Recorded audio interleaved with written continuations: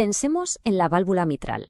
Es una estructura increíblemente sofisticada, una puerta de apenas unos centímetros que es absolutamente crucial para el correcto funcionamiento del corazón.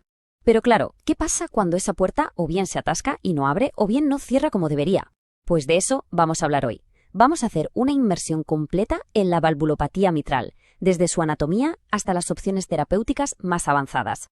La hoja de ruta para hoy es muy clara. Primero, lo básico, la anatomía, para entender bien de qué hablamos. Después nos meteremos con sus dos grandes problemas, la estenosis, que es cuando no se abre bien, y la insuficiencia, que es cuando no cierra del todo. A partir de ahí veremos por qué ocurre, qué síntomas provoca y, por supuesto, lo más importante, qué podemos hacer al respecto. Muy bien, pues vamos a ello. Como en cualquier mecanismo complejo, para entender la avería, primero hay que conocer la pieza.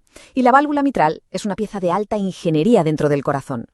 Cuando hablamos de valvulopatía mitral, es importante entender que no nos referimos a una única enfermedad. Es más bien un término paraguas que engloba cualquier problema estructural o funcional de la válvula. El resultado final siempre es uno de dos, o una obstrucción, la estenosis, o una fuga, la insuficiencia. Y ambas, si no se tratan, provocan una cascada de problemas en todo el organismo. Su anatomía es fascinante. Tenemos dos compuertas, las valvas, que están sujetas por unas finas pero resistentes cuerdas ancladas a unos músculos dentro del ventrículo. Su trabajo es de una precisión milimétrica.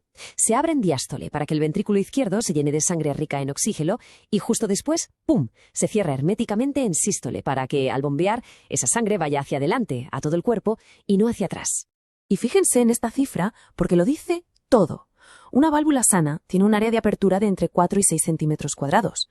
Hablamos de estenosis, del problema, cuando esa apertura se reduce a menos de 2 centímetros cuadrados, es decir, a menos de la mitad. Imaginen el tremendo sobreesfuerzo que tiene que hacer el corazón para impulsar la misma cantidad de sangre a través de un orificio mucho más pequeño. Bueno, y ahora que sabemos cómo funciona, veamos cómo se estropea. Básicamente, y para simplificarlo mucho, todo se resume en dos tipos de fallos. Pensemos en una puerta normal. O se atasca y no abre del todo, o está descuadrada y no cierra bien.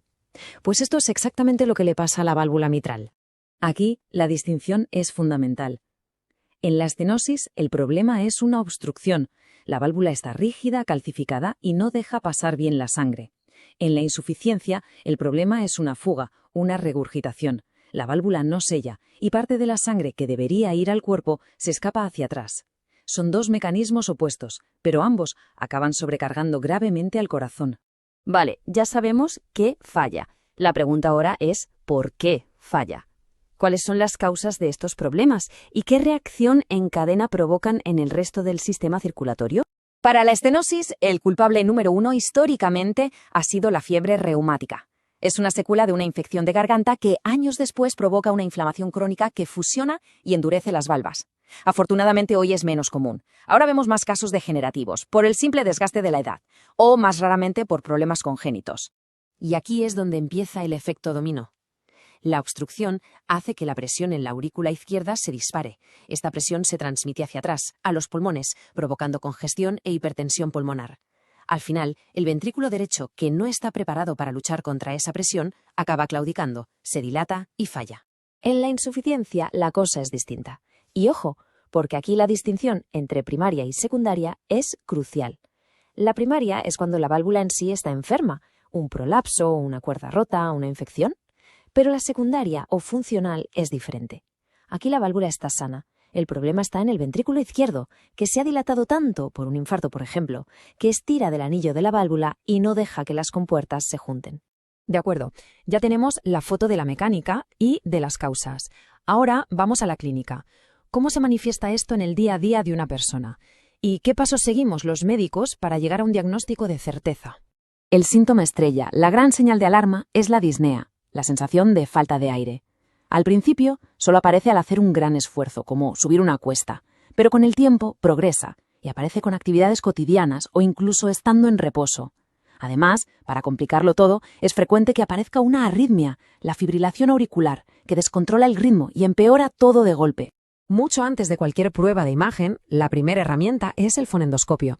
El oído entrenado de un clínico puede detectar sonidos muy específicos en la estenosis. Se oye un primer ruido muy potente, luego un clic, un chasquido seco, que es la válvula rígida abriéndose a la fuerza, y finalmente un soplo grave, un retumbo, que es el sonido de la sangre pasando a través de la obstrucción.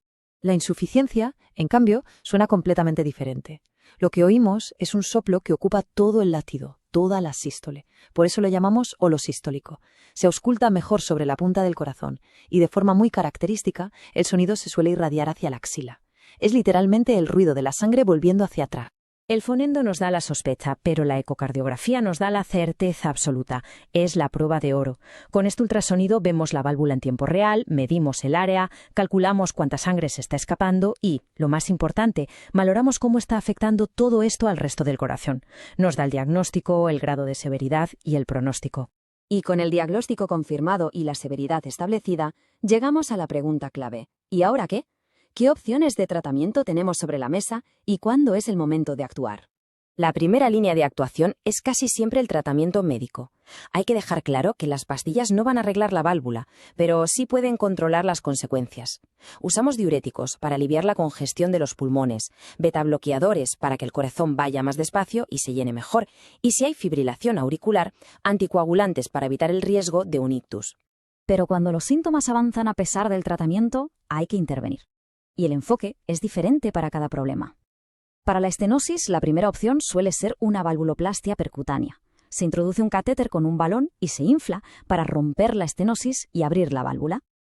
En la insuficiencia, sin embargo, el objetivo es reparar. La cirugía de reparación es la técnica de elección, porque conservar la propia válvula del paciente siempre da mejores resultados. Claro que a veces la reparación o la valvuloplastía no son una opción. En esos casos hay que ir al reemplazo valvular, es decir, quitar la válvula enferma y poner una prótesis, que puede ser mecánica o biológica. Y para pacientes muy mayores o con mucho riesgo para una cirugía abierta, en los últimos años han surgido alternativas espectaculares, como el MitraClip, que permite grapar las valvas a través de un catéter para reducir la fuga. Por lo tanto, y a modo de resumen, el proceso es bastante claro. La sospecha clínica nace con la falta de aire y la auscultación de unos soplos muy característicos. La confirmación y la cuantificación del problema nos la da la ecocardiografía. Y la decisión de cuándo y cómo intervenir depende siempre de un balance entre los síntomas del paciente y la severidad de los hallazgos en el eco. Y terminamos con una mirada al futuro. Hemos pasado de cirugías a corazón abierto a reparar válvulas a través de una vena en la pierna. Es un avance increíble. La pregunta que nos hacemos todos es, ¿qué será lo siguiente? ¿Válvulas personalizadas impresas en 3D? ¿Técnicas de reparación aún más sofisticadas y menos invasivas? El campo está en plena ebullición y lo que está por venir es sin duda apasionante.